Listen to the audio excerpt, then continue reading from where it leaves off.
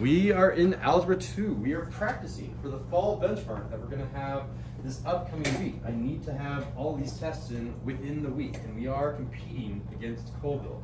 Heidi Torx will look at these scores, and she will make an interpretation.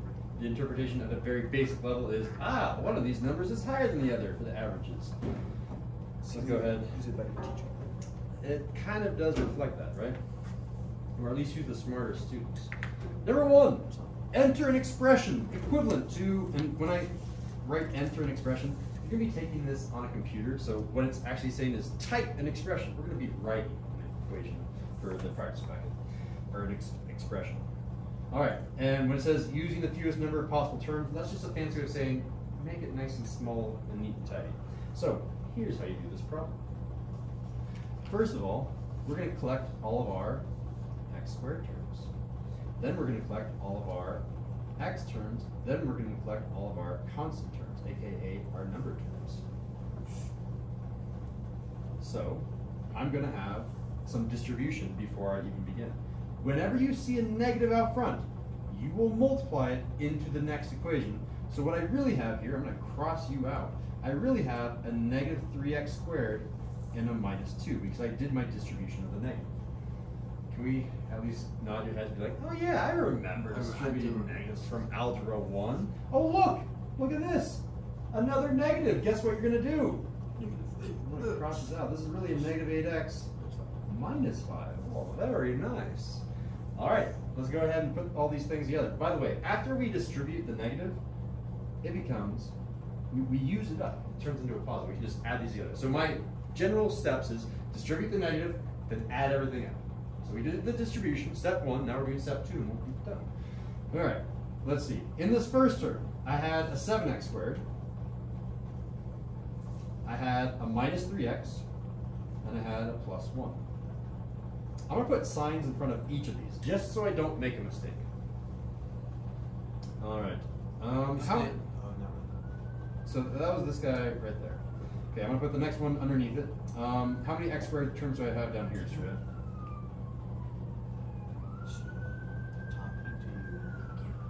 How many x squareds do I have in this expression to put down here? You have 1, but negative 3. I have negative 3 x squared terms. I have one term that is an x squared, and that term with the coefficient up front is negative 3. Do I have any x terms? No. Sad face? No. So you just kind of leave it blank. I do have some constant terms. The negative 2 comes down here, right? Let's say negative 2. Cool. Let's do the next one. Hey, Aaron, what do I put in here? How many x squared terms do I have? 0. Yeah, just leave it blank. What about this spot right here? What do I put? Negative 8x. Negative 8x. And what about over here? Negative 5. Cool. I just need to add these all together, guys. All right. How many x squareds do we have? Let's add them all together, David. 4x squared, right? Done. 4x squared. How many x's is Estrella? 11. Careful. Negative. Negative 11x. Perfect. And Aaron, constant terms, add them up. 6, negative 6x. Negative 6. Just negative 6. Yeah, just the negative 6. Cool. There's our answer. You can box it. Forget about joules. All right. Again, all I did was I switched the numbers. You're going to have 3 terms on the actual test. Make sure you distribute those negatives, add them up by term. You're ready to go. We're on to number 2. Properties of exponents. They're tricky.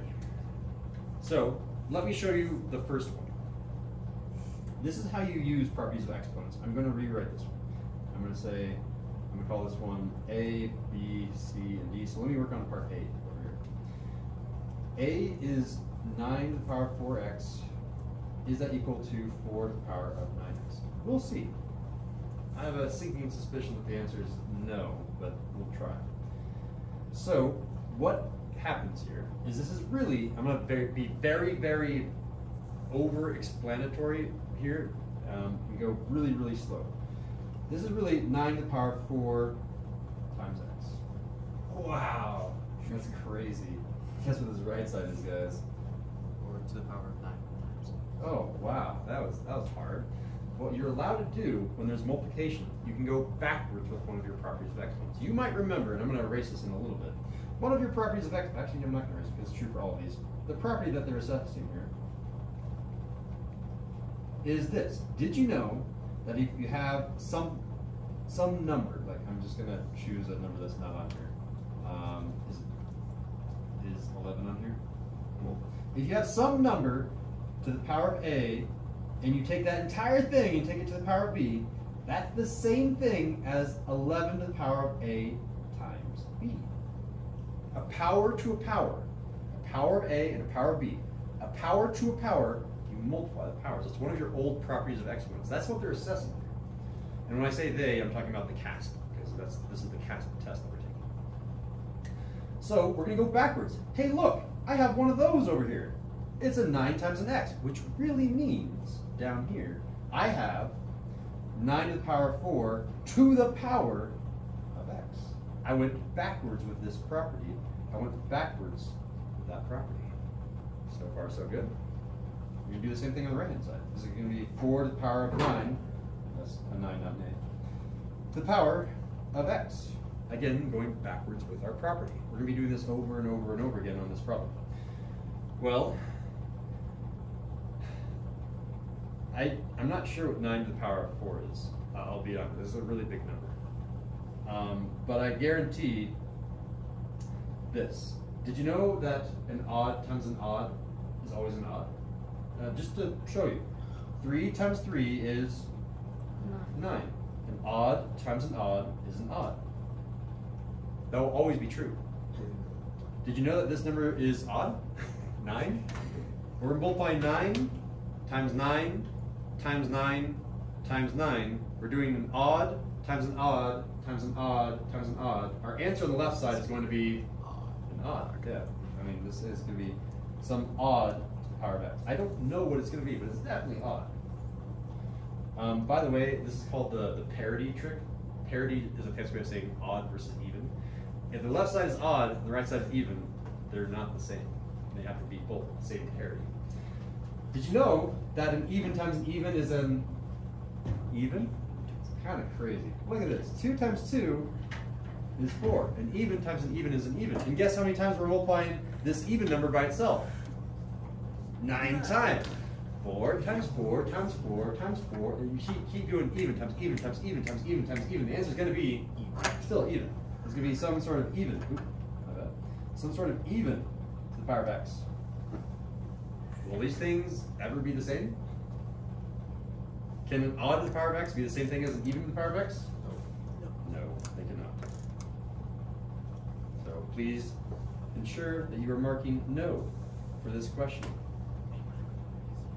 So we can just do the same thing for the rest. We're doing the same thing for the rest. Let me quickly do B with you, and I'm going to let you try C and D by yourself. So here's B. I have 27 to the power of x is equal to 3 to the power of 3x. I can't do anything with that left-hand side. I'm going to leave it alone. That's 27 to the power of x. But that right-hand side, I can undo my power to a power. I can show that this is a power to a power. This is 3 to the power of 3, and then the power of x. All right, I need to simplify 3 to the power of 3. I can actually do that. It's just multiplying 3's a few times. So let's quickly pronounce 3 times 3 times 3. Mental math. Are you guys ready? 3 times 3. Shout out. 9. Okay, so that one was 9. What's 9 times 3? 27. So this is now 27. Again, I've changed the 3 to the power of 3 into a 27. Both of these are to the power of x. This is still 27 to the power of x. And ho ho ho, check that one out. That one's clearly a yes. Very, very clearly. Those are the same. What I'd like you to try is C and D on your own. I will silently be writing the answers up here and then go over them as a class. So if you are stuck at all, please feel free to look up at the Promethean board and you'll see how to do this.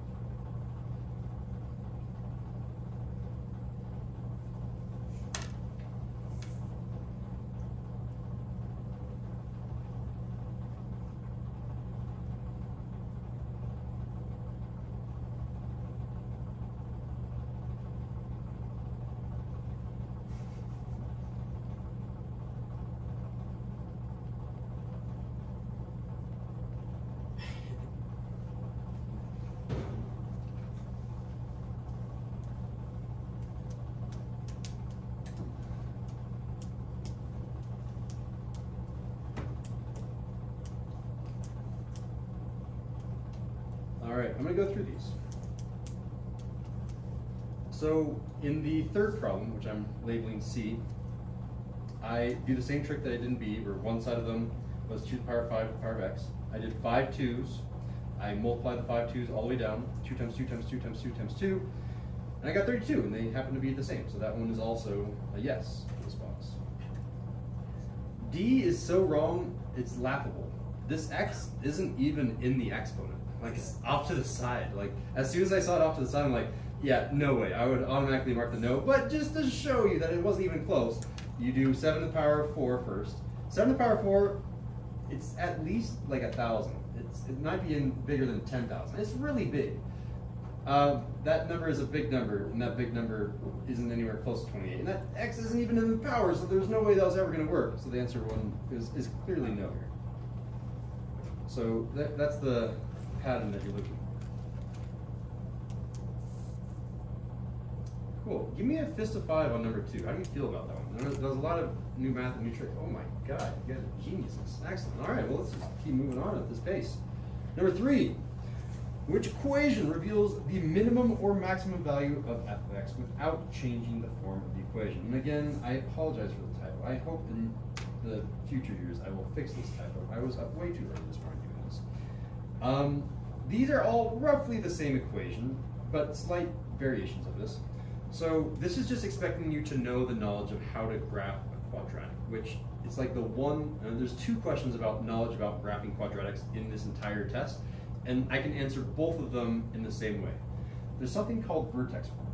And you can take notes, you cannot take notes. It's up to you guys. Just know that you will be required to know this type of knowledge. Memorize this form. You don't need to know the name of the form, but I will tell you the name of the form. It's called vertex form. You will never be assessed on vocab like, this is called Tom chi squared form. No, it's like, the vertex form looks like this. In general, you'll have a function with some sort of x on the inside. It might be minus something, it might be plus something, minus like 7, quantity squared, plus 5. What this is essentially saying is it moves the vertex. The vertex, in general, starts at the origin. So in general, we have a graph that goes like this. A quadratic is a U-shape, or you can call it a smiley face. It's a U-shape or a smiley face, and in general, this turnaround spot is called the vertex. It's the most important point, arguably, in a quadratic. I can move that vertex around only if, well, I can easily see it if it's in this form. What this is saying here is move the vertex right 7. Mr. Sindel, did you make a mistake? Didn't you mean left 7? It says minus 7. Yeah, a lot of people make this mistake. Whenever you're on the inside of parentheses, you do the opposite of what you're supposed to do. So while this is a minus sign, you might think it's to the left, it's actually right 7. And this number on the outside of the parentheses is the up or down number. This plus 5 here can be interpreted not opposite as up 5. So essentially what I've done is I took the original equation. This is called a parent function. This is f of x is equal to x squared. I had x squared, but then I did these things to it. I moved the vertex, so by having this function, my new graph looks like this. My new graph went right 7, up 5, so right 1, 2, 3, 4, 5, 6, 7, and up 1, 2, 3, 4, 5. The vertex, the turnaround point, used to live here, but now it lives up here, and then I go ahead and make my U shape, my smiley face shape. I'm done. So it's still the same exact shape. The only thing that I've done to it is I've moved it a little bit. So this is a long-winded way. I could have summarized this much easier, but I wanted you to know the full explanation. The simplified way of saying this is, whenever you see this form, oh look, there it is. Whenever you see that form, that will tell you how far down to go and not how far left to go. This is a left amount, which doesn't affect if you go a minimum or a maximum. A minimum is if I had a marble and I rolled the marble down, where would the marble stop? The marble would stop right there. If I had a maximum, I would have an upside down view. I'd have some shape that looked like this. If I let loose a balloon, where would the balloon eventually float? The balloon would eventually float to the maximum. So in this case, we have a marble because we have a positive. It doesn't really matter that much. But that's, the thing that matters is we have vertex form here and nowhere else, so that's the one that will actually identify the maximum or minimum value. In this case, it's a minimum value where the marble rolls down, and that minimum value is that number right there. If I had +5, this number would also still be the minimum value. The minimum value is 5, the minimum value is -1. Because we're in vertex form, correct answer here is C. I think I've overly explained that now, but hopefully some of that's stuck. It's stuck in my brain. Look for that type of form. I don't care if this times this is equal to this. I care by the type of form that I have. All right. I've spent a lot of time talking about 3 questions. Let's do number 4. This one is a nice and easy question. Oh, I see a minus sign. What do you think you're going to do with that minus sign? Distribute it. Guys are so good. Yes, indeed. You distribute it. And our new equation I'll write in here is like negative number 1. 7x squared. Yeah, very similar. Minus 2y squared. Oh, whoa, look at that. It is different than number 1. Number 1 only had x's. This one has a y, so it's a little bit different. All right, once you've done your distribution, add all of your like terms together. Again, like term just means that you have the same variable and you have the same exponent. It's a 2-part definition for like terms. So let me go ahead and make all my list of like terms. I've got some x squared terms, I've got some y squared terms, I've got some x terms, and I don't have any other terms. Do you have your constants? I know, I wish I had constants, but there's no constants there, and there's no constants there. I don't have to worry about constants, but yeah, again, it would be another column right here if I had constants. Or maybe I had a y value there, or maybe I have like a constant here, but I don't have any of those in this problem, so I don't need to make columns for those. So I just need to kind of fill in my table. What do I got here?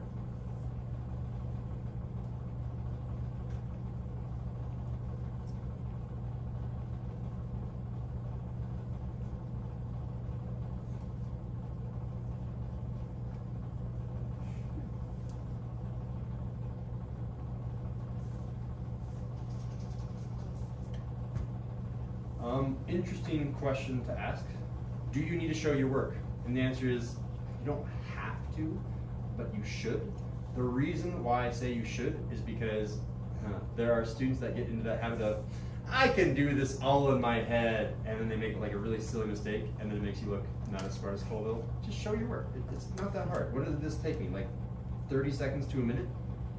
Just show it. All right. David, do the x squareds. Australia, you're going to do the y squareds. And Aaron, you're going to do the x terms.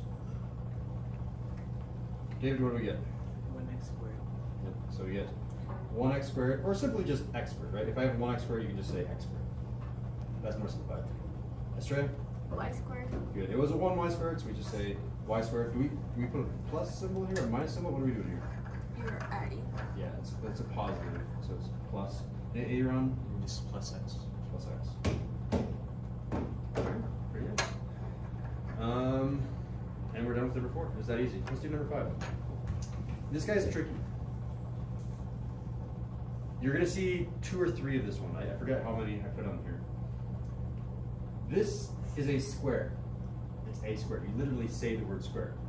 This 121 belongs on that list that the camera's not pointing at on my list of perfect squares. See, there it is. 11 squared is 121, and that's multiplied by another square, b squared, literally.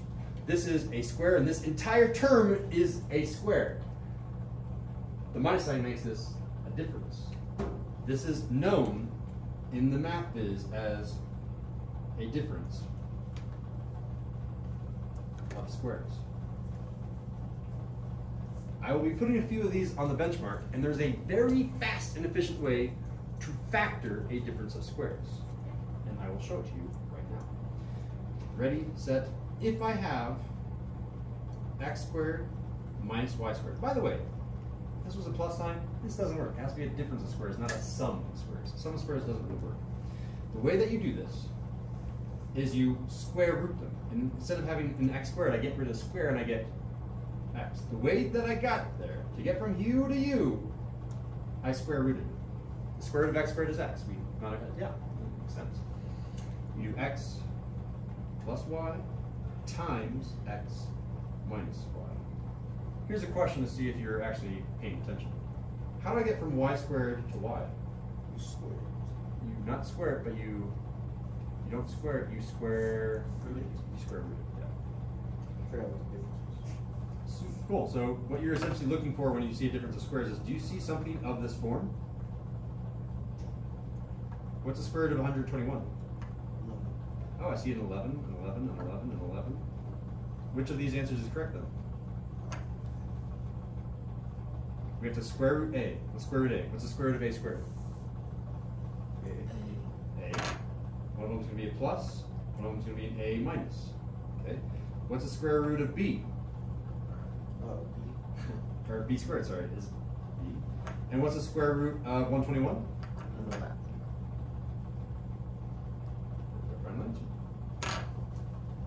And it looks like C. That was like the one I think it was. If you forget, because I'm guessing some of us will, talking to you, YouTube, if one of you forgets, here's what you can do. You can multiply this thing out. So let's go ahead and I'm going to go ahead and solve this in an entirely different way. Let's pretend I didn't memorize anything. You can go back to your old friend multiplication, as long as you know what this is asking about. A is really saying A minus 11B times A minus 11B. Because it says multiply that thing by itself twice. What is B saying then, Julian? A plus 11B times A plus 11B. Exactly.